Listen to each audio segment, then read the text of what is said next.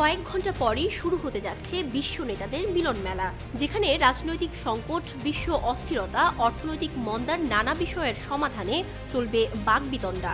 সেখানে অংশ নেবেন জাতিসংঘের সদস্য দেশগুলোর প্রধানরা। ভেতরে সমাধানের আলোচনা চললেও বিভিন্ন দেশের নাগরিকরা সদর দপ্তরের সামনে চালিয়ে যাচ্ছেন প্রতিবাদও।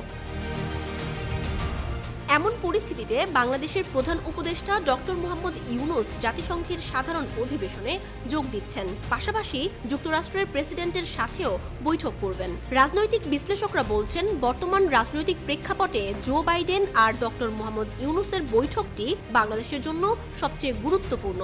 এই বৈঠকে বাংলাদেশের নানান সমস্যার সমাধানের পথ বের হতে পারে। মূল অধিবেশনের আগে যুক্তরাষ্ট্রের প্রেসিডেন্টের সাথে ভারতের প্রধানমন্ত্রী নরেন্দ্র মোদীর বৈঠক হয়েছে। সেখানে বাংলাদেশের রাজনৈতিক পরিস্থিতি নিয়েও দুজনের মধ্যে কথা হয়েছে।